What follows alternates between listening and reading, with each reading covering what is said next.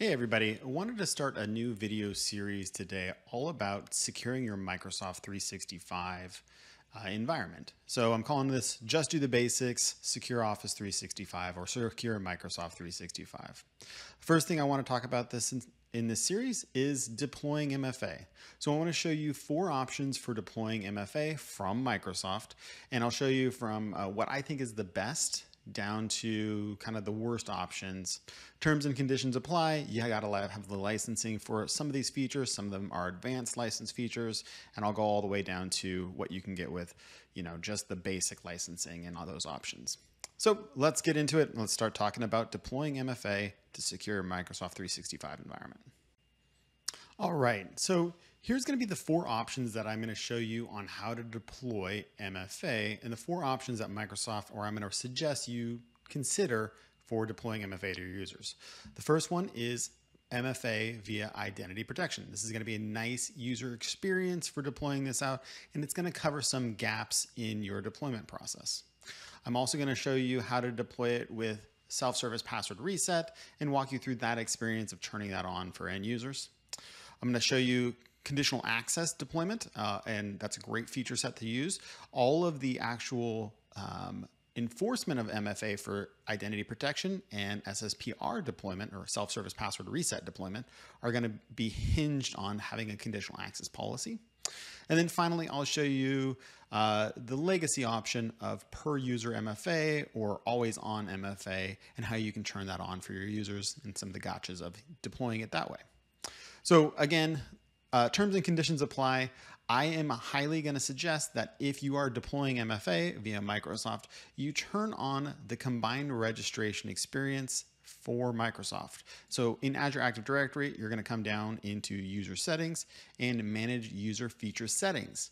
This combined registration experience is going to make the MFA deployment and user experience 1,000% better for any of your end users.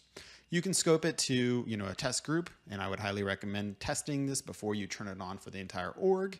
There should be really no downside of it. It's been in this Microsoft forever. It's many, many years of having this available option, and it's just going to bring the MFA enrollment experience out of the 2000s. You also notice that starting in September 30th, they're turning this on for everybody anyways, so might as well get there early. And I'm going to go ahead and turn this on for the entire org and deploy all of the protections this way. So let's start then with identity protection now that we have that out of the way. Identity protection is an E5 feature set from Microsoft, a great security feature. One of the great features that we get out of it is going to be a new registration experience for multi-factor. Identity protection allows you to do MFA in risk-based scenarios. So you could come in and essentially say, okay, if the user is high risk, reset their password. If the sign-in experience is low through medium, require MFA. Really nice light touch MFA deployment that you can take advantage of, and definitely something I would consider here. But you need MFA deployed if you want to have those experiences, and users need to have the option to MFA before they're in a risk state. So they have deployed out to your end users in this option a multi-factor registration policy here. And so let's show you what that looks like. I, in this case, am going to require registration with Azure AD in this MFA registration group. So we'll go to our user groups and turn it on for this user. So we're going to add this user to that group.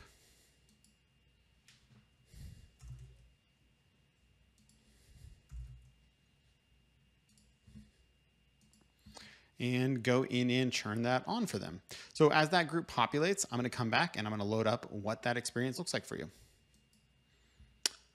Okay, Microsoft has synced, so let's go ahead and enroll a user so we can see exactly what happens when we use this feature to deploy this out to them. So I'm going to go to portal.azure in an incognito browser, and I'm going to log in with that user account.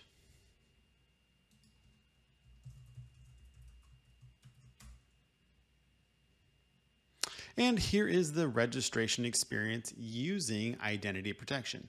One of the very unique things that you'll see about this policy is it gives your end users the ability to skip, for now, their MFA enrollment. This can be very helpful if you have a help desk team that is doing a white glove option for a lot of your end users. They can set up their end users and add them to this policy, and then from that point on, the end user will then be able to move in. Your help desk can skip this as they're doing maybe the desktop setup for the end user and have this available for them so that they can then enroll.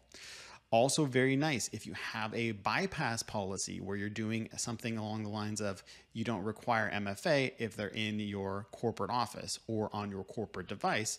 This comes over the top and requires your end user to register for the MFA experience. So let's go ahead and register now in here.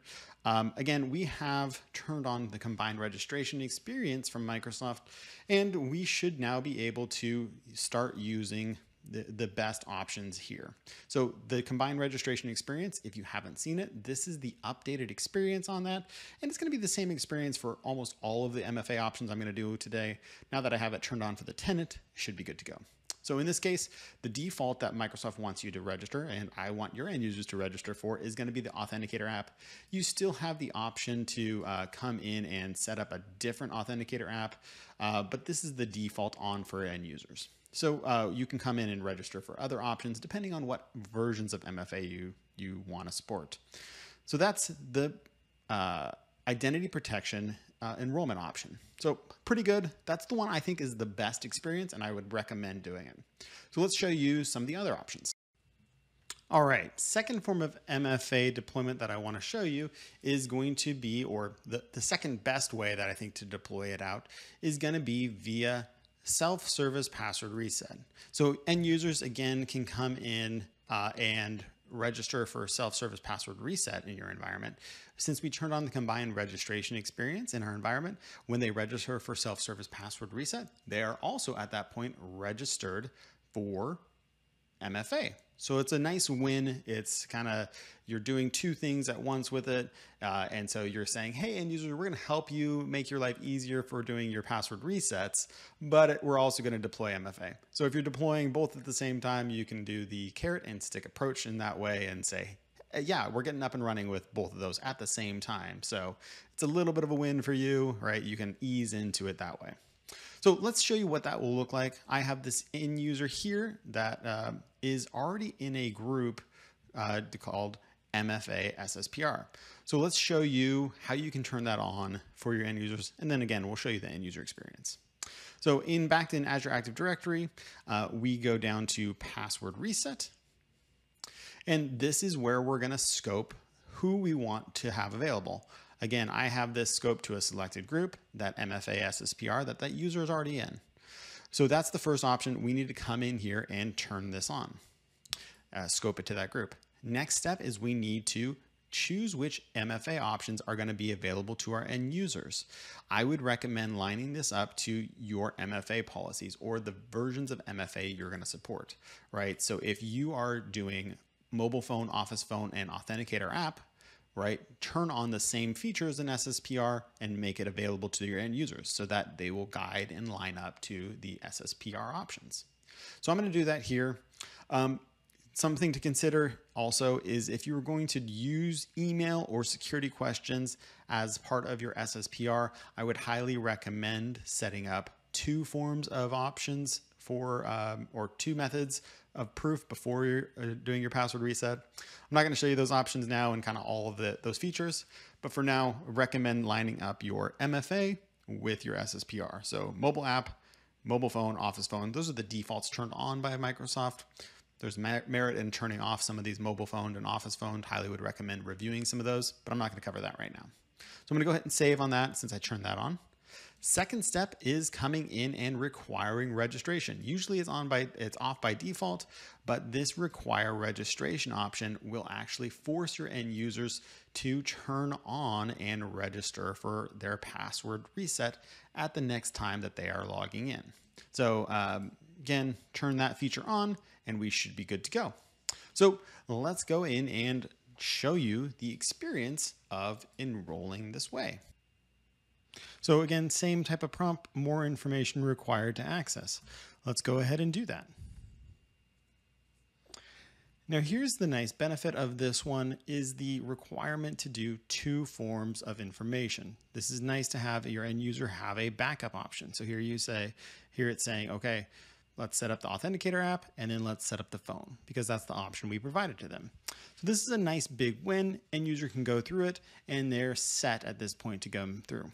One of the things that's maybe not so beneficial about this versus the identity protection enrollment option is that the end user actually can skip this entirely versus identity protection gives them a grace window of like 14 days versus I think with this option, this end user could potentially just keep skipping and skipping registering for SSPR and have that go through. So that's one option to be aware of and one little bit of negative of using this. So the benefit of this one also, again, is that this is available for M365 E3 license members or anybody that has a Azure Active Directory Premium P1 license. License, always fun discussion point. But that is a consideration here. So hopefully that helps and that's a good kind of benefit. I like combining this and the identity protection features because I like getting the end users to enroll in two forms of authentication. Again, if they lose their phone, they can self-service. Or if they lose their phone and they get a new one, they can use their cell phone number as a backup and get that option re-registered for them. So that's that option. Let's go and show you the next one. All right, so third form of MFA enrollment that we can do with Microsoft is going to be via conditional access. This is also how we're going to do the enforcement of the other two sets of policies. So these registration policies with identity protection or SSPR don't necessarily require the use of MFA. It just requires the end user to register, which can be helpful if you have like a gap in your MFA where you say, hey, we don't require MFA out in prem, or if you're coming from your corporate issued device, we still want the end users enrolled in MFA, so we can do it in the other conditions, but with CA, it's the actual enforcement mechanism. Again, there's caveats to that in identity protection. If you have a risk-based MFA prompt, you can force that in that scenario, but for the most part, it's a conditional access policy. So let's go ahead and look at this deployment option and the experience that we get with this. So again, I have a end user in this case that is in this MFA CA enroll policy, and let's go ahead and force a condition that says require MFA. So again, Azure Active Directory, and we're going to go to security and then conditional access. I have a ton of conditional access policies in my environment that I use for testing. But in this case, let's just deploy out a new policy that requires MFA. So I'm going to put in my requirement in this case and CA and just give it a name. Who I'm going to target for this. So all CA policies are users, apps, conditions, and then grants, right? So that's kind of how that walks through, kind of like an if this, then that option. So I'm going to target, again, that MFA group that this end user is in, all right? And so target the group.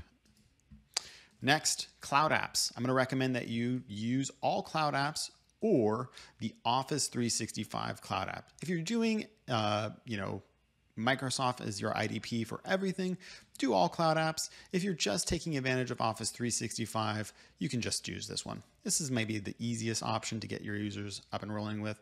But if you wanted to secure Salesforce that you have integrated to sign in, or Zendesk, or any other third-party app, all cloud apps would require MFA registration at that time. CA policies have a lot of conditions that we can use and put in place for that. For this one, I'm just going to say global all the time, end users requires this item. But if you had a policy maybe that said, everything except for trusted locations, right? We come in and say, exclude our office, exclude this range of trusted IP addresses for that. Again, for this policy, I'm not going to do that just because I want to require MFA in all conditions. And so that's an option that you have there. And I'll do another video on more in-depth CA policies and how you can take advantage of them.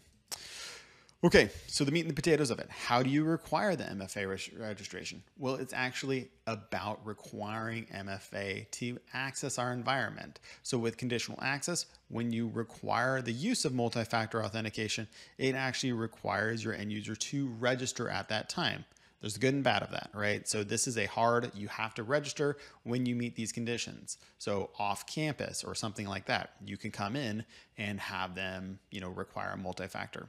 If you have a gap in your environment, again, that's where you can kind of have a little bit of an issue where it's like you weren't requiring MFA if they were on their corporate device, or if you weren't requiring MFA in your GP or your IP address from your home office, you can get into an issue because the end user might never enroll in MFA, and the hacker could come in and say, oh, I got their password. Oh, it's just requiring me to register for MFA. Sure, I'll register for MFA. And as the hacker, they can enroll in your MFA. So that's why I like using the other two options and say all conditions, end user needs to come in and register for MFA.